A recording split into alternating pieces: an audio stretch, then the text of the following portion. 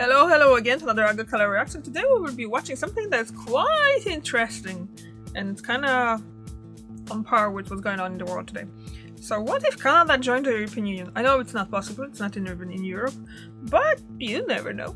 So it's from William C. Fox, and let's just jump into it. I don't think I've ever seen anything else from him, and let's just go. If you look at a map, they drew an artificial line right through it between Canada and the U.S. Just a That's how the straight borders artificial were, line. don't they? Somebody did it a long time ago. Troubles with the United States have led to suggestions that Canada could become the European Union's 28th member. Canada isn't even in Europe, you say, but if you look at it from this angle, well, okay, Canada still isn't in Europe, but it also isn't as disconnected from the continent as standard maps make it seem. Consider that a recent poll suggested more Canadians support the idea of joining the EU than oppose. Obviously not conclusive, but it speaks to openness to unprecedented ideas in unprecedented times. So what challenges would Canada face joining the EU in increasing order of difficulty? If Canada joined the European Union, it would immediately become the 5th largest member by population, 39 million. Currently, Germany is the EU member with the most people, 84 million, about double Canada's population. France is currently the largest by area, 540,000 square kilometers or 210,000 square miles. If Canada joined, it would be far and away the largest EU country by area, roughly 10 million square kilometers or 3.8 million square miles. In fact, Canada is over double the size of the current European Union, meaning that adding Canada as 28th member would triple the geographic area of the European Union. I think Greenland should be in the European Union. So how in the world could it be part of the European Union? The so-called Copenhagen criteria for EU enlargement has other prerequisites to joining the EU, such as democratic institutions, rule of law, a functioning market economy, the willingness and ability to comply with EU law. You'll notice being on the European continent is not a formal requirement to join. Article 49 of the Treaty on the EU says being a, quote, European state is a requirement, but the term European state is left undefined. Part of the process of negotiating accession is determining if a state is sufficiently European. So might Canada qualify in a stretched definition of a European state based on heritage and its head of state? We'll get back to that. But let's not just pass over the raw geography here, because yeah, most of the EU's countries are indeed on the continent and share a land border. Ireland, Cyprus, and Malta are EU members that don't share a land border with another EU country, but nonetheless, their relative proximity allows ease of trade and movement of people. If, just for the sake of argument, New Zealand were to consider joining the European Union, the challenge of being so very far away would surely complicate that conversation, even if we consider New Zealand's European links. And that's especially true due to the geographic nature of defense policy, which we'll get to. One way to overcome the geographic issue for Canada is to simply turn the globe and realize that Canada isn't that far away. Cape Columbia, Canada's northernmost point, is only 2,400 kilometers away from Norgum, Finland, 1,500-ish miles. That's half the distance between New York and California. The distance between St. John's, Canada and Dublin is about the same as between Dublin and Cyprus. You can fly from Helsinki, Finland to Lisbon, Portugal within the EU in about 4.5 hours. And similarly, you can go from Montreal to Lisbon in 6.5 hours. It's different, but nothing crazy. Between Canada and the European Union are also Iceland, Greenland, the United Kingdom, Norway. While not EU member states, they are all closely linked to the EU. Take all these places in EU orbit and add Canada, and it starts to look like a genuinely fun. Alright, I need to check that because I forget at the end of the video. It's independent thing, obviously we learned that it's independent part of Denmark. But Denmark is part of the European Union, as you can see on the map. So let's just see,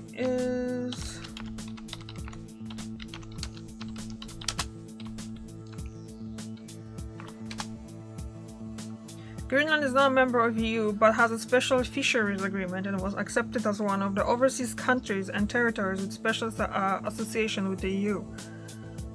Okay. Why did Greenland leave? I don't think they left.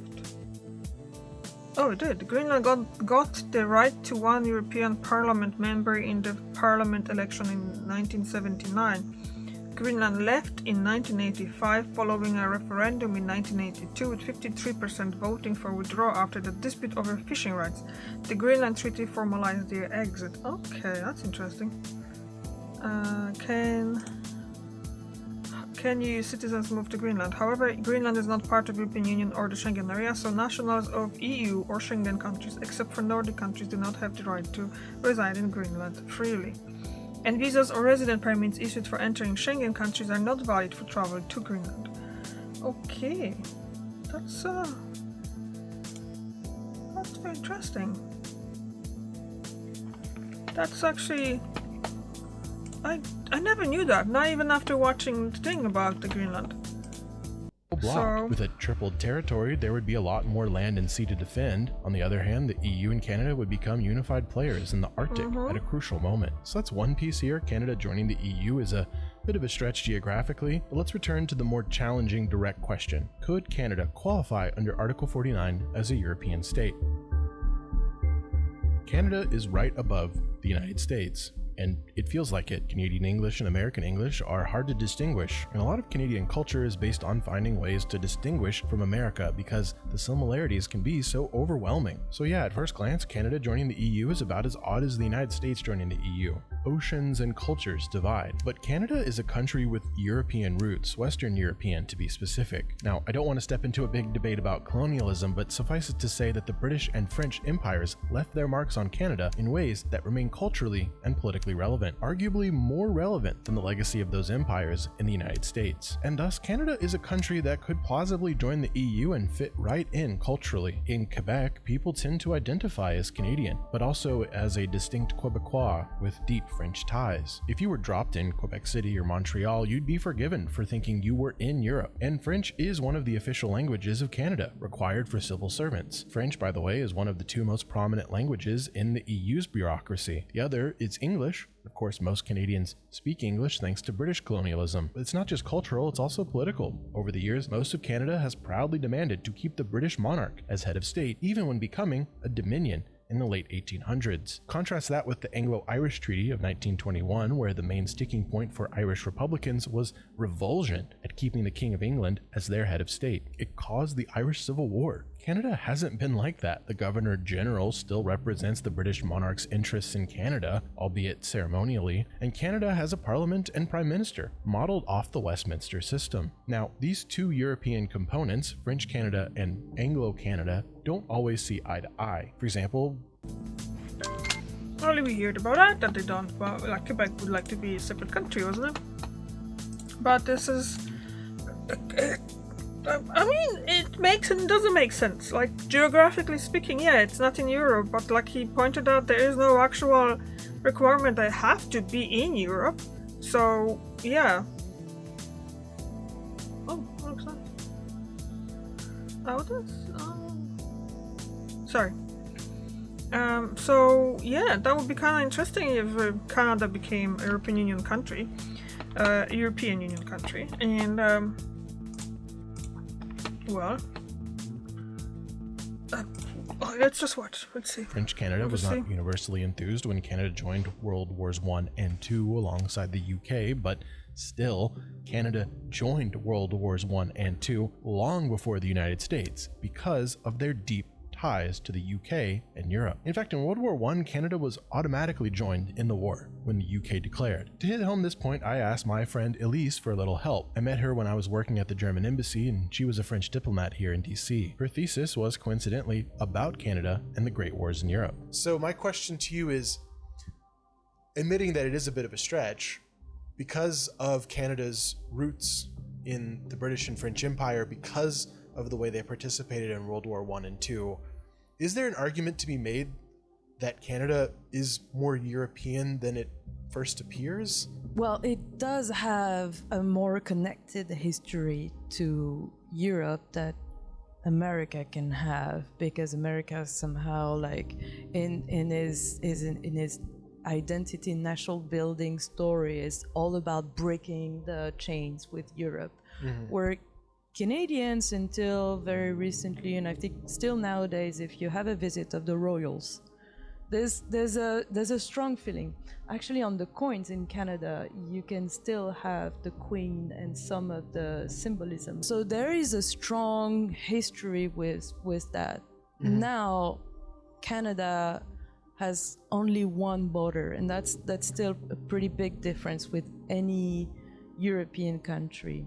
But I like your comparison, and I think in many ways Canada could be the Switzerland of North America. So the bottom line is that for history, for culture, for blood, Canada isn't as far from a European state as you'd initially think. Sure, it's a stretch, but there's a lot of subtlety here, and those deciding an application would get to engage with that subtlety because this would be legally unprecedented. I mentioned the UK several times. You probably already have thought, well, the UK left the European Union, so doesn't that cancel out one of Canada's European ties?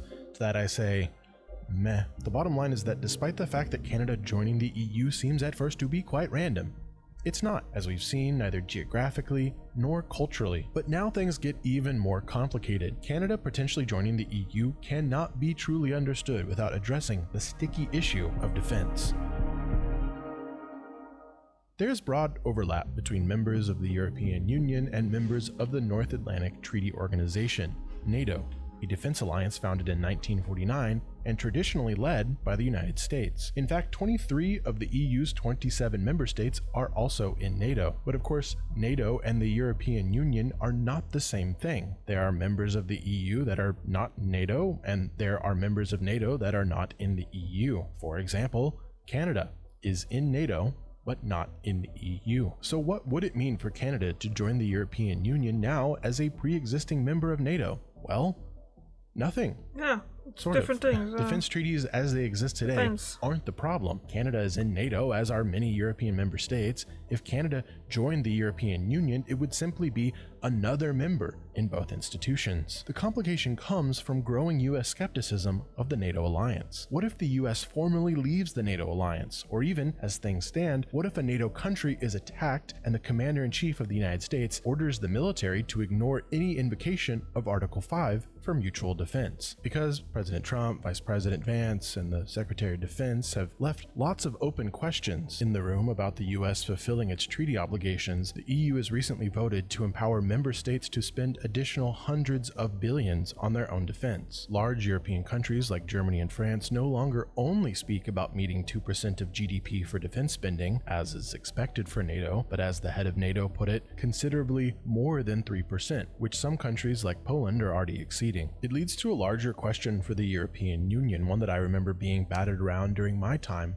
at an EU member embassy here in Washington. Given the unprecedented threats from Russia and mixed messages from Trump, should the EU have its own military? Not just the German military or the Dutch military or the Estonian military, but a single entity controlled by Brussels. French President Emmanuel Macron called for such a true European army back in 2018 and has recently floated the idea of extending France's nuclear deterrent to its European allies. Which brings us to Canada. If Canada were to join the EU, it would need to make a judgment call about the direction European defense is headed. If the EU maneuvers towards a joint defense strategy or joint defense forces, Canada would presumably be part. Might some of Canada's armed forces one day be under the umbrella of Brussels? And how does Canada feel about that? Admittedly, it's speculation on speculation, but decisions would need to be made. In exchange for being part of European defense, Canada would receive the same, which until recently sounded far-fetched and unnecessary, but President Trump said in February 2025 that he wasn't happy with the US-Canadian Treaty on Borders, and of course he's Did he sign it, constantly though? insisted that Canada should become the 51st state. Nearly impossible to distinguish bloviating and trolling from legitimate threats, but here we are. So when I was writing the script, I had a hard time determining if these defense questions were trickier than the economic questions. But as of writing, these defense issues are mostly speculative. Meanwhile, the most complicated piece of the puzzle is the very real trade war playing out between the US, Canada, Europe, and the rest of the world.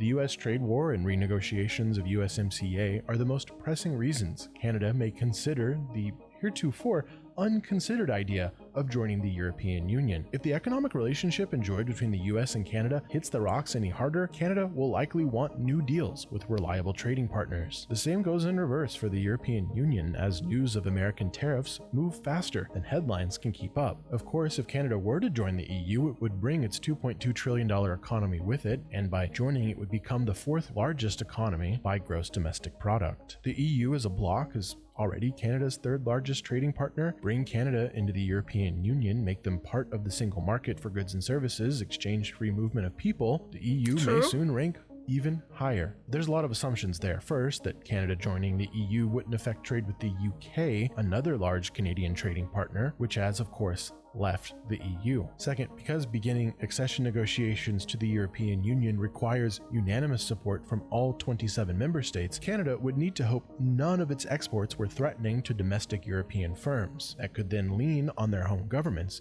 to block Canada's accession. For example, a 2017 free trade agreement between Canada and the EU has yet to be fully implemented all these years later because 10 EU countries refused to ratify it. The entire EU would have to be serious about having Canada. But these economic details seem minor compared to this. As of now, about 77% of Canadian exports head to the United States. The Canadian government calls it, quote, the most extensive trading relationship. We are each other's largest trading partners. Canada and the US are part of USMCA, formerly NAFTA, a free trade agreement between Mexico, Canada, and the United States. Even if the Trump administration unilaterally sabotages the USMCA with tariffs, it would still be incredibly difficult for Canada to replace the volume of its free trade from the United States to Europe. Nonetheless, EU and Canadian officials have pledged to have each other's backs as Trump's trade war intensifies, and Canada has aimed to increase its non-US exports by 50%, according to Reuters, and a lot of that would be the European Union. In the meantime, there are initial murmurs of a European movement in Canada, and writers from the BBC and CBC and Economist have indulged the idea, like I'm now doing. Europe needs space and resources, read an Economist headline. Canada needs people. Let's deal. Some minor officials chimed in to endorse the conversation, and Germany's prominent former foreign minister, Sigmar Gabriel, said that the EU should indeed invite Canada to join. When news of that poll I mentioned, showing 44% of respondents thought Canada should join the EU, a European Commission spokesperson said the EU was honored, though she said she wouldn't comment further. On that note, is Canada joining the EU realistic or just wild speculation? I thought about speculation that a lot, and part for of the reason now, I decided but to go ahead and write this is because the realm of possibilities has expanded in recent months. The world is realigning, and fast. Something unthinkable. Canada joining the EU, perhaps literally not even having been conceived until recently. It's now out there as something people are talking about. That said, realignment with Europe is more likely than literally joining. It's not likely, at least not a formal joining of Canada becoming the 28th member of the European Union. But what is more realistic, almost guaranteed by the behavior of the United States, is closer alignment between Canada and the EU. Depending on how much the trade war and other disputes escalate, perhaps a partnership of a depth impossible in other circumstances. It's true. I've placed the full interview with my friend Elise on Nebula and Substack. I'll be real, I quit my job and I could use some support in this moment. So if you find my content valuable and you're able, head on over to Patreon or Substack and become a paid subscriber. You'll get some personal access to me, some exclusive content, and of course, my undying gratitude. Heads held high. Happy Warriors. Later, y'all. Okie dokie. So what I think about that, well, apparently, like he said, it's out there, it's hanging. He's not the only one who's thinking about it. Like, he's shown up the Economist, the New York Times and stuff like that. So yeah, I mean, like, can you imagine being, if Canada would join? I gotta say something, this is not political example, but if Australia can take part in the Eurovision, then why not Canada join the European Union?